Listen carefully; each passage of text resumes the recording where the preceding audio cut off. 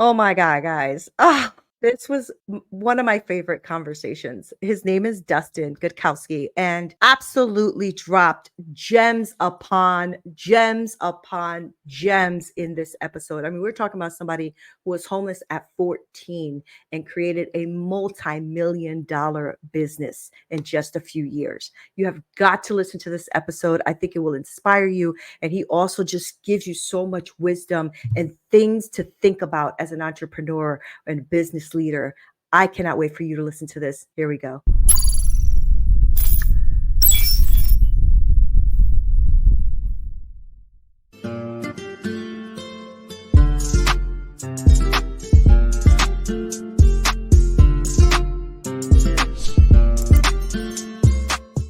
What's up, y'all? This is Neena Perez, and this is Straight Talk, No Sugar Added. I want to thank all of you guys so much for joining us, and you guys have been putting me on the map. I cannot believe that my podcast has gone up to the top 1% podcast to listen to in the country because of you, and over 100,000 downloads because you guys are freaking awesome. You know, I go around this amazing planet of ours, finding the best humans I can find to come on here to grow and challenge your thinking. I found a really cool dude. I cannot wait for you to meet him. His name is Dustin. He's a visionary founder of Results Roofing, whose life story is nothing short of inspiring. So from triumphing over homelessness at the age of 14 to creating a business empire, Dustin embodies the spirit of resilience and transformation. And you guys know we talk about that on here. His mantra, impact over income, has become a guiding principle in his empowering thousands on their journey of personal and professional growth. So, as a devoted father and entrepreneur, Dustin has taken his company from zero to a remarkable 100 plus million in 4 years. Dustin, what's up with that? An extraordinary Yeah. testament to Yeah. his leadership and his commitment. He is freaking cool. So I cannot wait for you to listen to this man. He is unbelievable and so inspiring, and he is changing the world one person at a time. So get ready, y'all, because we are going to hit a really impactful interview. How are you, Dustin? How I you doing? I am good. Thank you for the intro. I'm blushing, and also just congratulations on your success. That's awesome to hear. Thank you. Just the success with the podcast, the downloads, all that. So, two things. Thank you for having me on, and just congrats to your success. That's amazing. I love to see that. Thank you. I love your story, a little bit of what I read, and it just in your bio, right? I mean, I've been homeless myself, right? And I've lived in shelters and stuff like that as well, Dustin. So I cannot wait to dig into all of that if you're open to that. 100%. So good. My first question off the gate is always the same. Who are you, Dustin? I want my audience to know you. So who are you? Yeah, my favorite thing on earth is being a father. I ground Mm, myself in being a father. I have my oldest is Connor, my middle is Kobe, and my youngest, I have my daughter is Gianna. So they're 6, 3, and 1. And my aw, lovely wife, and she's the one that makes it all go. I believe, I feel like everybody always says family over everything, and I believe that's true to a point. I think your family is your wife, husband, your significant other, and your children. That's your family. yeah, yeah. Everything else is interchangeable, right? I chose them, and like being a husband and being a father is my favorite thing to do. It's what I ground myself in, like just being a father every single day, trying to be the best father I could be. And I really have, I feel like there's more great mothers out there than great fathers. I feel like we Mm, don't do our part a lot. And that's why you see more single mothers and single fathers. And I'm not trying to, get into that, debate that a law. I had someone the other day was like, well, that's not true because of the custody go. I'm like, hey man, I'm just telling you what I see. It's my opinion, right? I feel like we should do our part. I feel like we, yeah. as men and fathers, we should do better for our kids and for our wives, right? Our significant others. And so, just being a father and trying to make I always like I want my kids to be proud that I'm their dad, right? Like they Oh, didn't so choose me, good. so that's what I ground myself in everything, even being an entrepreneur. It's like I want my kids to be proud that I'm their dad, right? Like I want, I thrive for that. I didn't have a father, so being there for my kids, being their heroes, like they could pick any hero in the world. I hope it's me. And so that's who I am, like first and foremost, and that's really what Love it. sums me up. If I'm not working, I'm with my family, right? Like there's really nothing else. I don't. That's my hobby. Like if I could pick, I laugh. We did this thing the other day, and when you ask someone, like if I asked you, Nina, if you're, dead or alive, who's one person you'd want to go to dinner with, right? And all of us adults say a name, like who have sports, somebody in the past, right? And all the kids said their parents, right? Oh, So I'm taking so my son to cool. school the other day, and I go, Connor. I said, we go through a routine, and every single day I tell him, hey Connor, what are we gonna do today? He goes, Dad, we're gonna have a great day. And I say, why? He's like, we're gonna make it a great day. And then we have things we do. We never quit. We never give up. We always work hard and we help people. That's our four that I tell him every day on the way to school. And so the other day he had a little hiccup. He got in trouble at school. He got disciplined. And the funny part about that day was he actually didn't say it that day because he was in a bad mood. He goes, Dad, I'm not saying it today. It's stupid. And he got in trouble. So then the next day he goes, Dad, I want to say my great day because yesterday I didn't do it. I got in trouble. I got off track, right? And we were doing it, and I asked him, I said, Connor, if you could have dinner with anyone in the world, who would it be? Anyone. It could be a character. It could be, he goes, I would do it with my family, Dad. And I was like, Oh, but it was crazy how I was like, oh my God, like that's what we always think. And so for me, just that's who I say I am, is being a father, being a husband. Family is everything. that is so great, right? And sometimes, regardless of our past and like who we didn't have, right, Mhm. supporting us, our parents, stuff like that. It's almost like you have to thank them, right? Yeah, Because for when you sure. think about if they didn't make our lives as horrible, as hard as it was, maybe we wouldn't have the insight, or you wouldn't have had the insight to look and say, I'm going to be a great dad, Absolutely. period. Right? Absolutely. That's so good. It's so good. So tell me a little bit about that, if you don't mind. Like, because I was reading your bio, and as I read, that at 14 you were homeless. So did you make a decision at 14 to kind of leave your home, or what is the story behind that? Yeah, so I feel like as you get older, everything starts to make more sense, right? When you start to explore who you are. I fundamentally believe life is ultimate goal is becoming the person you're supposed to be. Mm, And once you start becoming the person you're supposed to be, you're gonna have everything you ever want, and you'll never really know. Think of like most people in life don't have a work ethic problem. They don't have a lazy problem. They have a lack of who they are and what they want. And yeah, to yeah. me, we always chase what we want. We think that's what we're supposed to do, but we don't chase who we're supposed to become. And who you are as a person is going to determine the decisions you make and what you get in your life. And so I spent a lot of time lately focusing on who I am and who I'm supposed to become. And so it's kind of all come full circle with that. And so it started as like I live in a life. My mom was unfortunately on drugs. I don't know who my real dad is. We lived in a trailer park, that type of situation. My stepdad used to beat my mom, beat us, just wasn't a very good person at the time. I've actually heard he turned out to be a great person, which I have the utmost respect for that. And just went through abuse. We went through times of not having running water, electricity, and it was just rough. And Hmm. uh I decided one day after the abuse that I just didn't want to be in there anymore. And I just took off. And it was like I didn't go home one night and I didn't ever want to go back. Right. Hmm. And so those decisions were mine, right? And so for a long time, I blamed them. I blamed my parents, but it was my decision. Like I could have stayed in that environment, right? But at the time, I didn't realize it was my choice. I just thought, oh, poor me, I'm this homeless kid, and I made that decision, right? But it was the right decision. And it was a tough decision, and it wasn't easy. Hmm. But, I bounced around from house to house for a little bit, right? But there'd be nights I just don't think people realize I was homeless because I was 14 years old. I was well spoken, right? I was respectful, and maybe I didn't fit the mold that people would look at as like, oh, this is a homeless kid. Right. And I didn't want to, and also shame on me, I didn't want to ask for help. And I was a traumatized kid, if you will. But And you were I 14, was 14. right? It's just a Right. kid, but I had to grow Yeah. up. I had to grow up at such a young Yeah. age, so I don't feel like I was 14, right? Right. Right. And I I would bounce from couch to couch, house to house, but people wouldn't let you stay all the time. They're like, "You need to go home. It's a school night."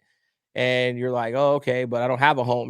But they didn't Right. understand that. And so, there was like sleeping on a park bench and sleeping on people's back porches. And I just remember one night, it was cold, it was late, it was windy, and I was sleeping on this park we had kind of downtown. We were a small town, and I just remember I was scared. Like I was so scared because I was hungry. Mhm. I had a bad day. And at 14 years old, when you're going through things, you just want your mother and you just want your family. And when you don't have that, it's terrifying. And hey, could I have reached out to family? I don't know. But I was in that situation, right? And I just like, man, this is my life now, but I don't want this life forever. I want to do something special one day. And again, it wasn't like, oh, it's overnight. Of My course. overnight Yeah. success was 25 years in the making, 30 years in the making, right? But Right. it was Right. just, I was scared to death. And luckily, by the time I was probably like 15, 16, I had a couple different families take me in. Like one of the families took me in for, months. And then one of my best friends is still one really good friend to this day. His dad, single dad. And he was like, "Hey, you don't have anywhere to go, do you?" And he's like, "You're always over here." And I said, "Well, no, sir." And he was like, "You're staying here. You're not going anywhere." And Mm, he actually let me stay there for like, 2 or 3 years through high school. And so wow. it took me 5 years to graduate high school, and I'm I was proud of you though. You welcome. still were Thank going you. to high school. I'm very proud of you for that.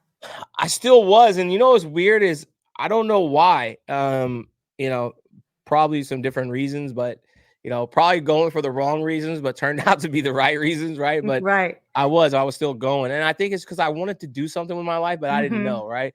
Mhm. And so that was a high school. And then as I got older, it was crazy. I actually, made dumb decisions. Actually, what's the worst thing though? This is what I tell people. That homeless, I didn't know anything different. Like I didn't know any difference of growing up in a trailer park. Right? I didn't know anything about Right, that. right. The worst moment was I had a little success after high school. I got a job and I had a career for like 5, 6 years. And this is back in like '02 to '07, '08. So I made like $120,000 a year plus. So I made really good money at the time. And I bought a house. I had like 2 cars and I got myself in trouble, got fired. And my house was foreclosed on. My car got repoed and I lost it all. Mm, And I was actually sleeping in a car for about 45 days.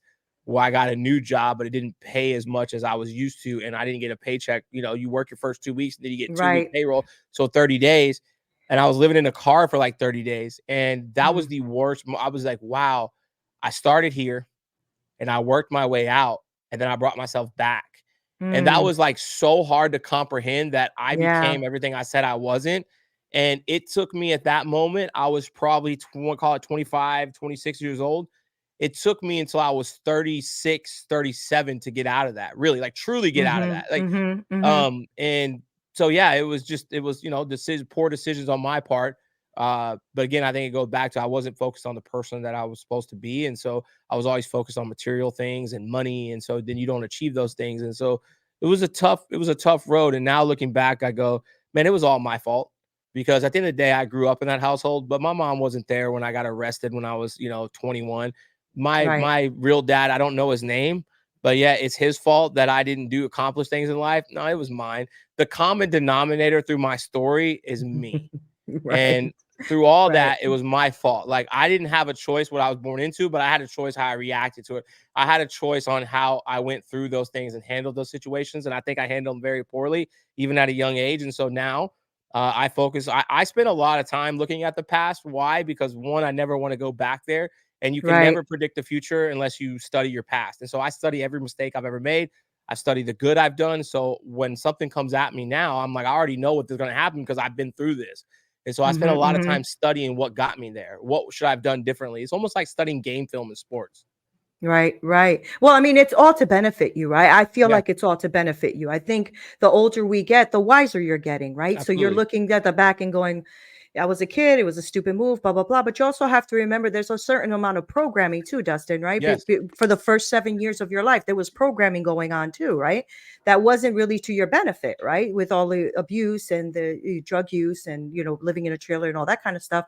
So there's a lot of different pieces I say, Mhm. is what I'm thinking. But you're right. We are responsible for our own. So tell me about that moment for you, or was it a um where did that awareness come from, right? Because you said it took you about 10 years, right? So from 21 Yeah. or so to like 30 something. Yep. So where did the awareness come from? What was that like aha? Because you did have an awareness already at like 14 when you said, I don't want to live this kind of life, Yeah. right? So I made obviously a bunch of poor decisions Mm-hmm. and throughout all that. And I don't really think I remember it started with the birth of our son, right? So my wife was pregnant at the time. I'm 41 now. My son's 6.5. So I was, what, 34? Mm-hmm. And my wife was working. I had just lost my job because go figure, I played the victim mentality. So everything everybody ever happened to me was somebody else's fault, right? I always point at the fingers and not the thumbs. So my pregnant wife's working and I'm not. I just lost my job. We're having a baby in the next few months. I'm going through stuff and I'm blaming everybody else. And poor me, I'm the victim, right? and I was just a loser. And I think that's the thing, is like, I was a loser. I was born a loser. I grew up a loser. And I never looked at that. It's like, we get so offended when someone calls us a loser, but it's like, man, you are. What have you done? You have a kid on the way and you're acting like a child. You play the victim. You're a loser. What have you actually Mm, done to mm, help anyone? And so I think I was realistic with myself, and I didn't change because, like you said, people think that because they know what they did wrong, they're automatically going to change. That's not the case. right. If you have 34 years of bad habits, it's going to take you time to fix them and start making decisions. And so, uh, when my wife got pregnant, obviously she wasn't drinking. And so I made a decision to stop drinking. And it like started to open my eyes, where I would say almost like I started to mature a little bit. I wasn't like, I'm not going to say I was Mhm. mature by any stretch, but I started to have different thoughts. Like, why am I thinking this way? So I actually got really embarrassed that I was having a child, because I felt like I wasn't going to be man enough to raise this kid. And I Mm, actually had like, I had the thoughts of leaving, like telling my wife, like, I'm out. You'll be better off without me. And I remember one day I told my wife, it's like, you'll be better off without me in this kid's life. And of course, she believed me more than I ever believed in myself, and was like, no, you're not. I love you. You're going to be a great father. But I didn't believe that. Like, deep down, I didn't believe that. right. And I remember that I told her, I want to change our last name. My last name is Gutkowski. It's not my real dad's last name because I don't know his name. We don't know who he is. We've tried to find Right. him. It's my mother's maiden last name. It has no ties to me. It just reminded me of trauma, and it reminded me of bad times. And so I said, if we're going to have this kid, I'd like to change our last name. And we were even looking at different last names, right? We're married at the time. And she's like, let's just get through having the kid and we will. And I'll never forget, when she was going through, so I walked in the wrong side of the C-section. So emergency C-section, Ooh. the heart rates dropped, and they told me to walk in this door, and I went in the wrong door because, as you know, I can't follow directions. So I'm like, oh, cool, I got this. And I go in, and I'm behind the wrong curtain. So I found the Wizard of Oz. My wife is cut open. There's stuff this side, and I'm like, Oh my. oh my God. And they're like, what are you doing? Get to the other side. I go to the other side, and my wife's like, and I'm like, "Are you okay?" And she's like, "What are you talking about?" Because she couldn't feel anything. Right, So right. I'm freaking out, thinking I'm gonna lose my wife. I'm like, "Babe, are Right. you okay?" She's like, "I'm fine. What's wrong with you?" And so I'm going back to the side of the curtain because I'm freaking out, and they're like, "You need to stay your ass over there, right?" And so I hear this scream, man, and Mm, I just lose it. I go over there, and they're like, "What are you do?" I see my son, and I just lost it. And yeah. I've never felt that emotion in my life. Mhm. And I start crying, and I just go to grab him. They're like, stop, because they haven't even cleaned him off or nothing. Like, Right. he's on the thing. You trying to go all up in the womb, right? And I am, and I'm on the thing, and I'm just like, I felt alive. And I Mm, just wanted to grab him, and I get emotional talking about it. And I'm like, man, like this is my guy. And I look back at my right. wife, and I run over there. I'm like, are you okay? And she's like, yes. I'm like, our baby's here. Like, I'm freaking out. And they're like, man, you gotta relax. So they get him on the little scale, and he's wah, Aw. wah, and I just want to hold him. And they get him out, they do their stuff, and right away, of course, they hand him to me, and I just start crying, and I give him to my wife. And the moment that I saw her with our son, I was like, man, this is it. Like, Yeah. this is everything. And I just was like, man, this moment right now, I hope everybody feels this one time in their life. I hope Yeah. somebody Yeah. feels this alive. Watching my wife go through all the stuff with me, watching her believe in me, watching her go through the child, watching her, I wasn't the best husband, I wasn't the best boyfriend, all those things, and she still believed in me. To get to this moment was the greatest moment of my life. And when Mm, she handed him to me, I cried for about 45 minutes.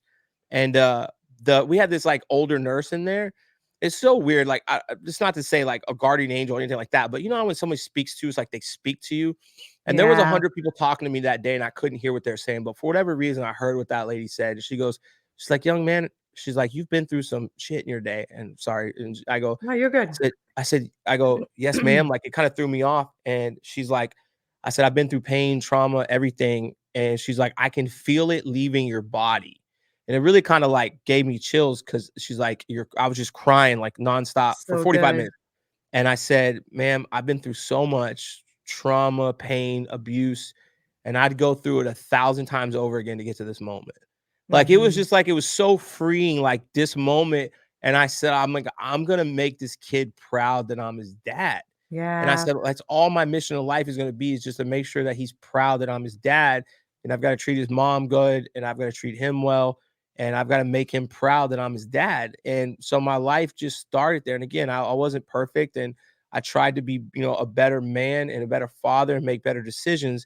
And I think it stemmed from that, was like, okay, I didn't have a dad. So what would I want my dad to be? And what kind of decisions would I make? What kind of person is he? And it all started with, you got to be the certain person, and you try to focus on being better and making better decisions. You always don't make the right ones, but I always look at, show me a bad father who's a good person. Like, it doesn't Yeah. exist. Like, good fathers are generally good people. And so I focused on being a better father, being a better husband, and trying to get things right. And so that moment just started to, like, okay, someone told me this, and it might not be true, but they said your karma doesn't come back to you, it comes back to your kids. And I've I heard just like, that. if that is true, I don't want that to happen. And so I started to make better decisions, like do the right thing and living for others. And then the kids taught me patience of, even with business, when your kid spills milk on the couch, you don't fire him. And so in Right. business, why would you fire someone for spilling milk, right? Now, sometimes you have to fire people, unfortunately, right? But it's having patience, right? It's working through those challenges and trying to be better and being a good role model, because they're always watching and they don't care what you're going through. They don't care That's if you're right. sick. They're there. And it's the same thing with the business. We're like, I'm the boss. You might, but that's not the case, right? And Right. as a parent, you're there for them. They're not there for you. And so in business, it's the same thing. People get twisted, like, oh, I'm a boss, you should listen to me. No, no, no.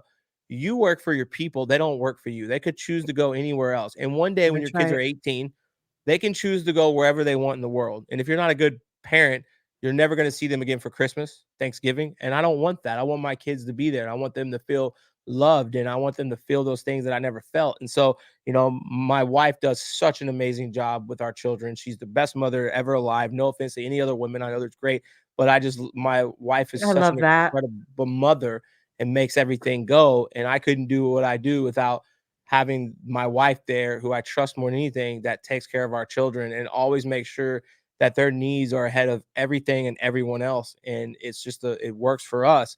And it allows me to chase my goals and dreams, because I can never Right. be the father or husband I am without chasing my goals and dreams. So, that's kind of the story. And that's probably the moment that really changed it all for me, that Mm. started me on that path of being the person I want to become and trying to be a better person, doing the right thing.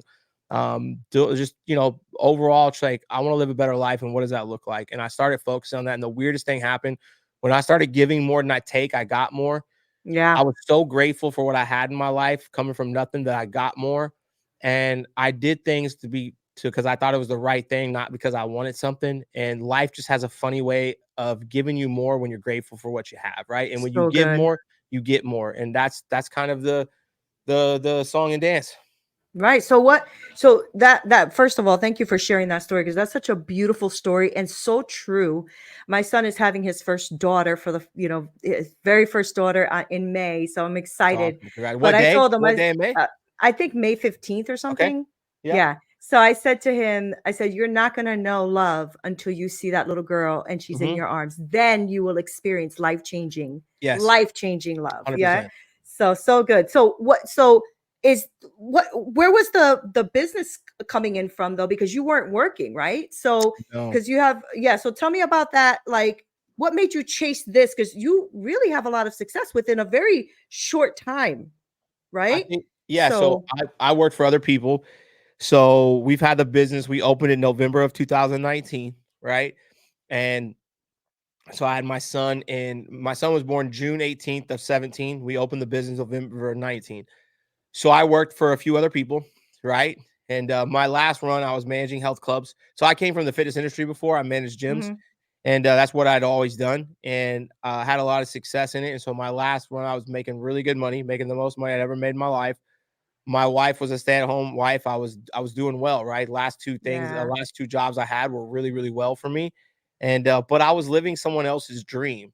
And I had mm, this realization of, I wanted to give my kids the world, and I wasn't going to be able to work in a salary position. I wasn't going to be able to give my family the world, right? And I was slaving away on Christmas. I was slaving away all these days to make 150,000 plus a year. It just wasn't worth it to me. And I remember I wanted to do something different, and I saw so many people having success in roofing, right? And I'm like, man, if these guys can do it, I can do it. And I was like, I'm a hypocrite. I always try to push my ideas and my beliefs on my owner, and I'm like wanting to live my dreams through them, and that's not fair because I believe that first of all, not everybody has a vision, right? Certain people Right. have a vision and a real vision where they can see it so clear, and imagination. If and so you don't have to have a vision, but you have to believe in one. And I never Mhm. believed in one, but I believed in my own. And I believe that people like me that came from where I come from didn't get a fair opportunity, and life's not fair. So buckle up, right? But Right. and some of it Right. was my own choice. So what if I created an environment where people like me could go excel?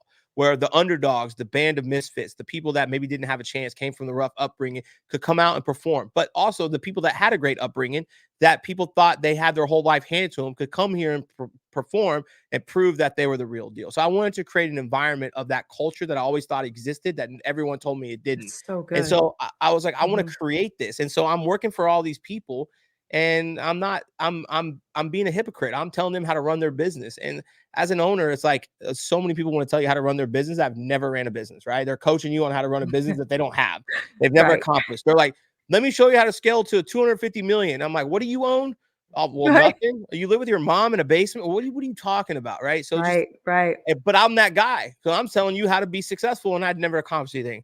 So I quit, moved back to Dallas, where we're from. And I worked for another roofing company for about 10 months, and great people, but what our dreams and goals didn't align. So I told my wife one day, I am going to start my own company. She's like, you're crazy. Yes, I am. And my wife will tell you, like, Dustin believes the shit that comes out of his mouth. And it's just true. You got to believe it.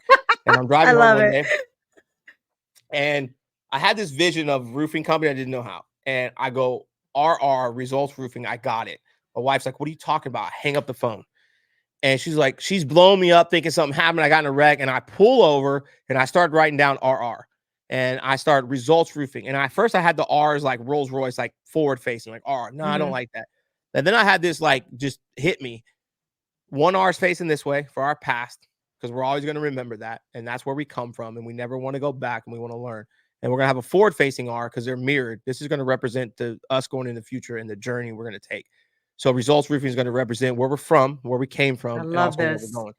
And Mhm. it was it. And it was like the dream began. And I said, I'm going to create this culture, and I'm going to do it my way. I always have this dream when it's all done, I'm going to play Elvis my way. And that's how I'm going to walk away. It's like I did all these things, but I did it my way. And everything they told me I couldn't do, I'm accomplishing, and I'm living through it because I just set out the business to say I put its impact over income, and I care about Mhm. people. Mhm. And Mhm. if you're a homeowner, I care about your roof like it was my own. I care about you, and I really value that we are relational, we're not transactional. And I feel in my life, I don't just want a transaction with you. I know some are a transaction. I'm not naive to that fact, but I want to have a relationship. I want this to be something that is a good experience for you. I want our people that work here at Results Roofing to know that I work for them. They don't work for me. I want to create a culture where they can come in and be a part of something bigger than themselves. And we do things and grow together. That way we could chase our goals and dreams together and accomplish all we ever wanted. It's not just about me. It's about our customers, our homeowners, our vendors, our employees, the people that work for everybody that's a part of this. I wanted to create that culture where they felt something Right. bigger than themselves, but we could have fun with doing it. I'm like, why can't we have fun? Why does it always have to be and or? Like, why does it Right. have to be, well, you work hard or you have fun? Why don't you work hard and have fun? Why don't you Mhm. work with Mhm. people you like and enjoy and make a lot of money? Why is it always and or? Let's and. And so we started to build this culture around people. We started building this culture around people's goals and dreams and accomplishing what they wanted. And we started building around trying to encourage our people to be better professionally, but more important, be better personally. Like when you leave Results Roofing, if you decide to do, like, did I make you better as a person? Like, did I hold you accountable? Did I challenge you to grow? And if I didn't do that, then I didn't do my job. And so I focus on those things. And look, it's not for everybody. People get fed up with the accountability. Dustin, you're too hard on me, this and that. And I'm like, you know what? But I'm not going to lose my integrity to give you a false sense of security that you're doing what you're supposed to do, because I don't want you to wake up one day when you're 70, 80 years old and look back and go, what if? Right? What if I'd done this? And so, look, if you're going to be a what if guy, it's going to be with someone else. If you work with me, I'm going to hold you accountable, and I'm going to Mhm. question what you do, and I'm going to push you, and I'm going to motivate you. I'm going to inspire you to do something bigger than what you're doing, because I don't want you to be a waste of talent or think back and go, what if? And I would rather you hate me and be great than be your friend and Mm-hmm. watch you fail.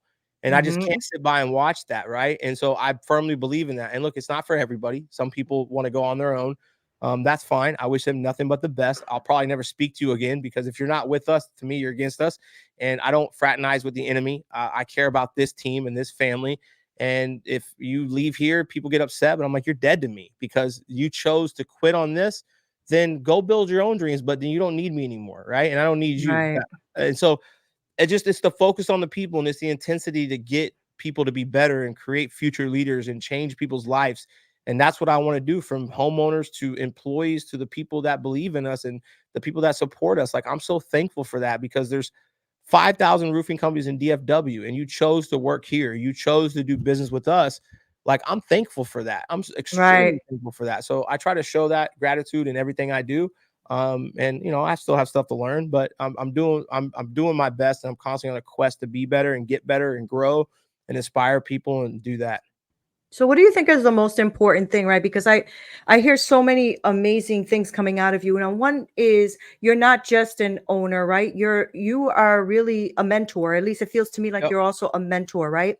And so I know that a lot of CEOs and a lot of thought leaders and stuff listen to the show. So if they're trying to grow, because you have really great success and really great growth, right?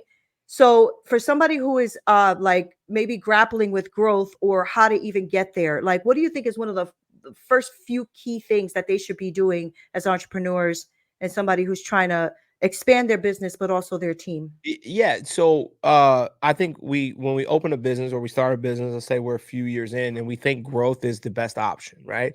And Hmm. sometimes it's not, because if it's not what you want and it's not what you're willing to do, then don't do it, because it can be detrimental, right? Like, to me, there's there's nothing wrong with running a 3 to 5 man operation and being, to me, that's successful, right? Like, if you're Right. happy, that's success. Right. So don't grow to just grow because that's what people Hmm. tell you to do. If you're running a successful business and you're happy, man, stay there. If that's what you truly want, I think it all boils down to, besides the person you're supposed to become, people don't know what they really want. So they just go along with what they see online. Well, I'm supposed to grow as an entrepreneur, but why? Why do you want to grow? What's the purpose of your growth? So for me, I want to inspire a lot of people. And I've never Hmm. set out to be the biggest, baddest roofing company. That's not what I aspire to be, right? I aspire to create change, to hire the most people that I can impact. So through that journey, it's caused us to grow, right?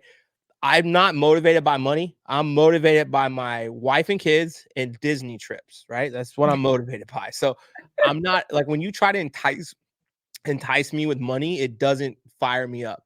And it fires me up helping people. It fires me up impacting people. Mm. Money is a Mm. tool to help people, right? So for any entrepreneur out there trying to grow, reverse engineer where you want to go. So if let's just say you're a $3 million company and you say, I want to be at 5 million. Why? Right? Why do you want to be at 5 million? Or if you're at Right. 10 employees, you want to be at 15. Why? And I always look at this: what problem are you solving for? So if I'm at 3 million and I want to go to 4, why? What problem am I solving for? What problems do I Hmm. have now that 4 million will eliminate? Right? Like, because it's just like hiring. People always think, I said, this is crazy. So someone the other day was like, we need to hire. And I said, why? Because we're having problems and challenges. I said, okay, what are the challenges?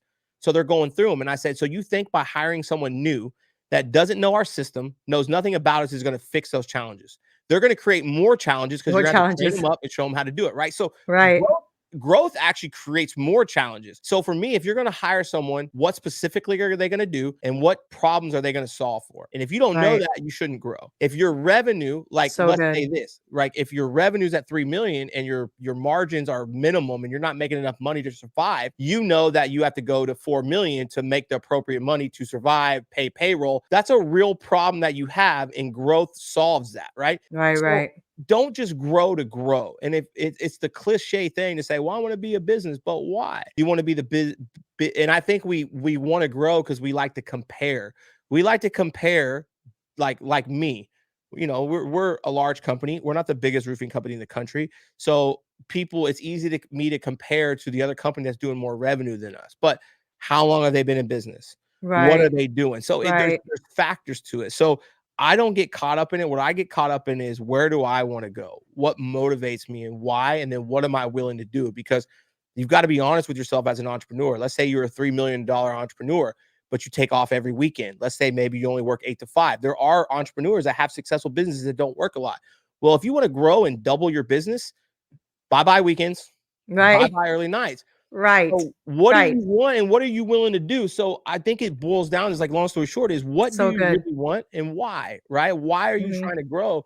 Don't just grow to grow. And so once you identify why you want to grow, I think it's look at yourself, man. And then so many people, they look for how they're going to get there instead of who. Yep. Who Yep. can help get you there? So if you want to be a $5 million company, instead of saying, how do I go from 3 to 5? Who do I need to help get me to 5 million? Because Right. then it becomes like, I need a great sales leader. I'm not a sales leader. I need to get a great sales leader. Great. This person's going to help get me to 5 million. Me, Right. I love sales. So I need operationally driven people. I need accountants. So for me to get from here to here, it goes, I hire this person to take away tasks that take it off my plate that free me up to train sales rep, hire sales reps and grow. So identifying who you are and then who can help get you there. And so to me, I look at everything we grow with, okay, if we're $40 million company and we want to go to 55, who is going to get us to 55, right? Right. Right. Who Right. can we get? So I think that's the biggest thing on identifying and then create a strong plan to get there. That's Patrick Bet David has a phenomenal book about this. It's Choose Your Enemies Wisely. Shout out to Patrick Bet David. He's phenomenal. And it's about setting up a business plan that's emotional and logic about the passion and why you want to get to that number. And then a strategy that's logical on steps you could take to get there. So That's I think good. creating that strong business plan is phenomenal for you. And that Yeah. book will definitely help get you there. Yeah, I'm gonna definitely pick that up. Thank you for that, and because I know that people who are listening, and a lot of people that I speak to in the community are always talking about, strategies and growth, and that's why they listen to the show because they want to like listen to Mhm. experts like yourself, right? So before I wrap up, though, I know that people are probably wondering how they can get in your ecosystem, right? Kind of Yep. follow you, look at you, or talk to you, or whatever that is. So give us that, Dustin. Like, how do people connect with the work that you're doing or the mentorship or, the thought process of what you do? Yeah, so there's for anyone that has like business related questions. Again, Patrick Bet David created a phenomenal app, and I'm on there. But there's some incredible people on there that Patrick Bet David you can ask questions to. Right? There's thousands of experts, and I use it as an expert and both as a user. So when I have a business related question, there's people that have done what I'm trying to do that I can connect with. Mm. So it's called Minnect. It's Minnect. If you get Minnect, if you go to Patrick Dev, you can see it, and you get to connect to myself on there. I charge the absolute minimum. It's $10 for a question, right?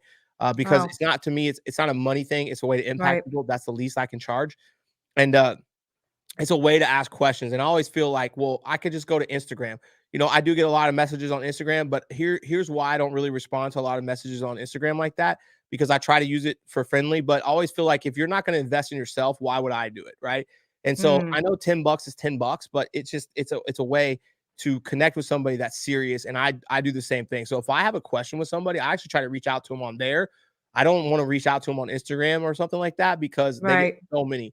But if Connect and look, reach out to me on Instagram though. Put it on there. I'd love to be friends with people. If it's a friend related question, I'm all in like that. I love to connect with people. It's Dustin Gutkowski, and it RR. So Dustin Gutkowski RR. It's on Instagram. Results Roofing, and we can connect. And I'm all about that. I just say for the business related questions, you go there. It shows people you're serious, and you can connect with some phenomenal people in the podcast game, real estate game, social media game, experts, celebrities, the That's who's on there. awesome. It's Yeah. great. And for business and personal, yeah, on Instagram is the best way to connect. And if you have general, questions, concerns, I'm here to help. If I can, I don't think I'm better than anyone. I just think that I've been through so much. Hmm. I've Hmm. analyzed my mistakes. I've studied the good, the bad, the ugly, and I can help you watch out for some landmines I know you're going to hit. It's up to you to choose it, but I'm just going to tell you, hey, be careful. There's one there, and be careful because if you do this, this is more than likely going to happen. And I'm only going to give you my life Yeah. experiences. That's it, right? So, and then any tactical steps along the way, like hiring process, so anything like that, I'll try to help people with. Yeah, that's awesome. Thank you, Dustin. And the reason Absolutely. I wanted my audience to hear you, to connect with you, is because your story just makes you tangible and authentic, right? Because when you've gone through some shiznick, right, Yeah. you kind of know where the mind, where the mines are for you not to step on. So I want to really thank you, because this was a really great conversation, and I'm really excited that you were here and that you spoke to my audience. And I know Thank that you. they're going to get a lot out of it. So thank you so freaking much for being here, Dustin. I appreciate you. I do. Absolutely. Look, and everyone out there, entrepreneur, friend, family, we're all going through something, right? Hmm. And it's okay, right? Don't let it overwhelm you. Just keep going, right? You're That's only it. going to lose if you quit. Just think about your track record, all the bad things and the bad stuff that's happened to you before. You survived them all, and you're still here.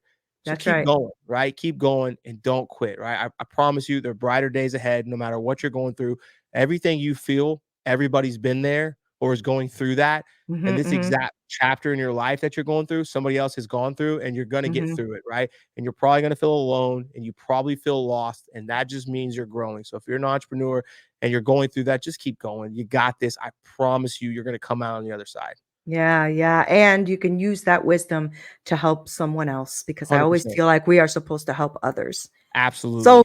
freaking cool. So freaking cool, guys. I told you, such a good guy, right? Thank Good you. human on the planet. I'm so glad he was here to talk to you. I thank you guys so much for everything that you do. Make sure you like, share, subscribe this episode, because I think this is going to inspire so many people. Thank you guys for hanging out. Don't forget to follow. I'm going to put all of his information below so you don't miss a thing, and you can just like go ahead and reach out to him and get on the community. I'll put that information there as well. All right, guys. Thank you so much Appreciate for it. being here.